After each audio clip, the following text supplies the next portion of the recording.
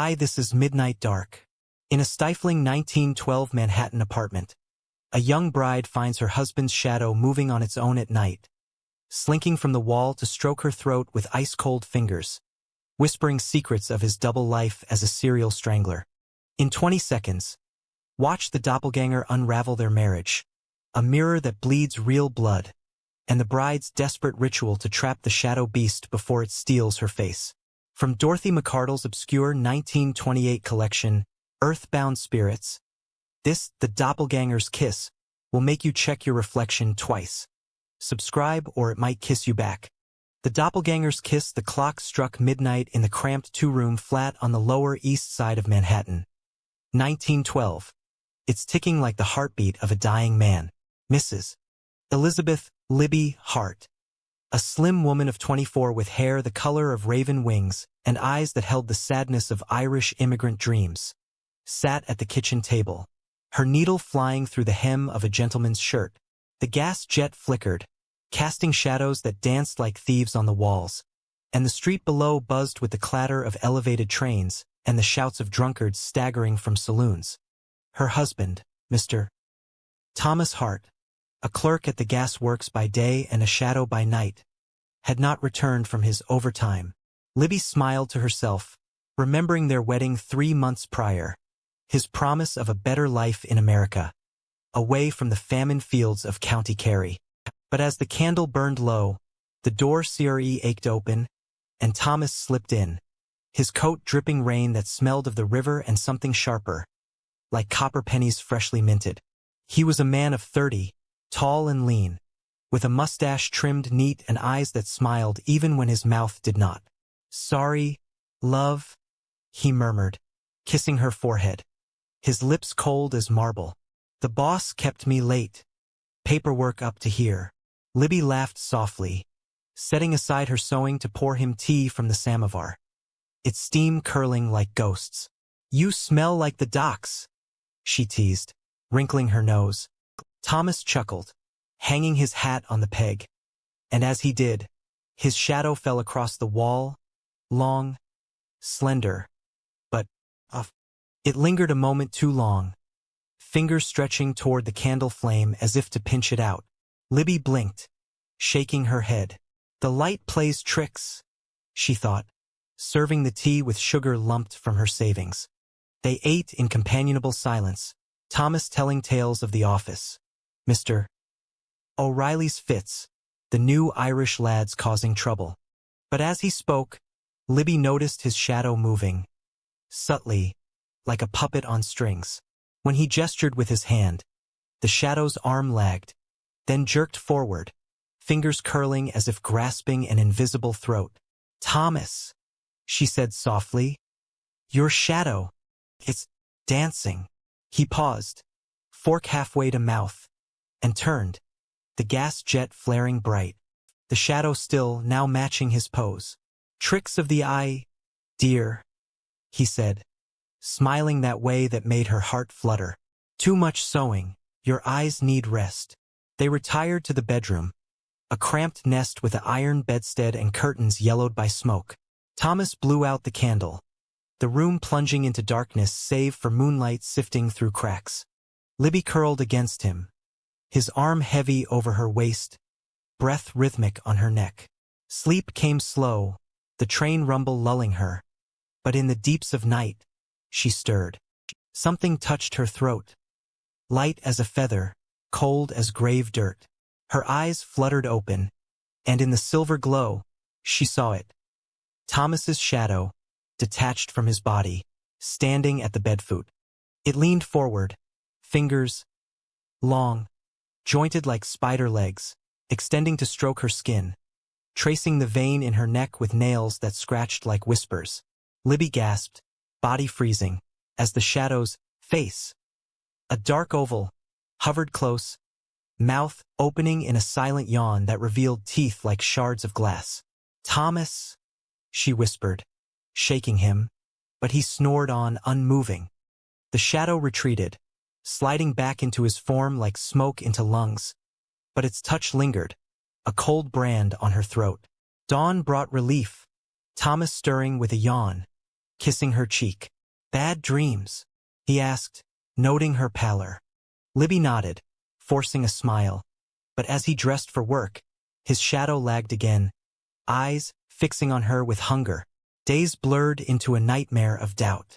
Libby, a seamstress at Madame Leblanc's shop, sewed buttons with hands that trembled, her mind replaying the touch.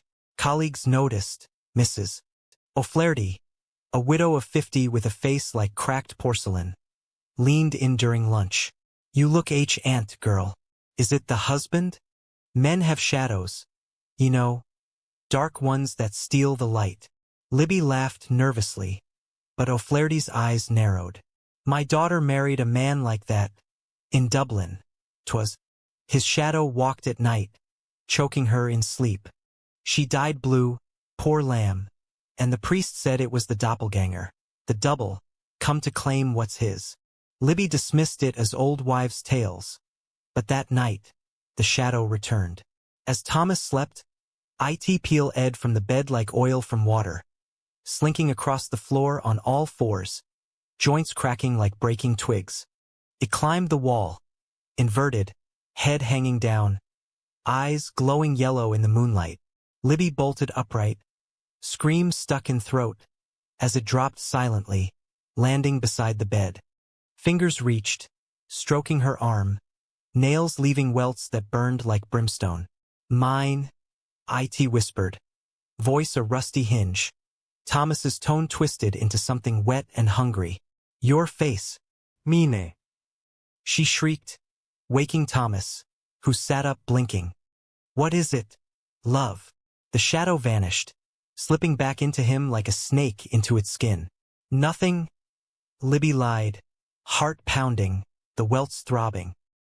He pulled her close, his touch warm, but she shuddered, feeling the cold beneath. Morning brought questions. Libby visited O'Flaherty at her boarding house, a squalid walk-up smelling of cabbage and despair. "The doppelganger," the old woman confirmed, brewing tea from herbs smuggled from the old country. "It's his evil twin, born in shadow when a man sins deep. To banish it, ye need a mirror right.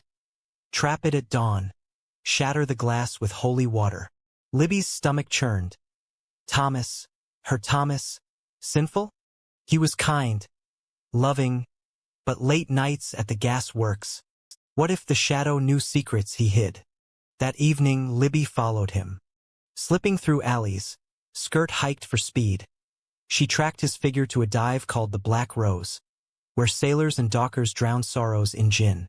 Through the smoked window, she saw him at a table, laughing with a red-haired woman, her hand on his knee.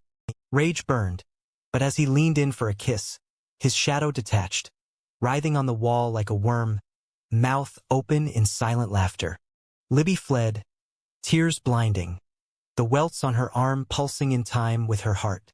Home alone, she prepared the rite. O'Flaherty's herbs burned in a bowl, smoke curling like fingers, and the mirror, an antique from a pawn shop, propped on the table, edged with salt. At midnight, Thomas returned, rum on his breath, eyes guilty. "Out with friends," he lied, kissing her. She smiled, hiding the knife under her pillow, and led him to bed. As sleep claimed him, the shadow rose, taller now, form shifting to mimic the red-haired strumpet, lips curling in mockery. Libby waited, breath held, until it slunk toward her. "Come," she whispered, slipping from bed, luring it to the kitchen. The mirror gleamed, reflecting its dark form, twisted, ungry.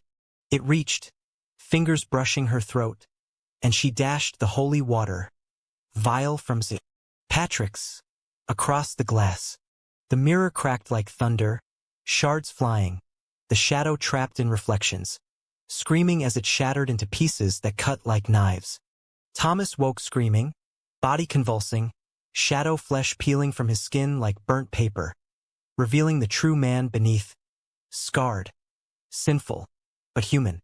"What have you done?"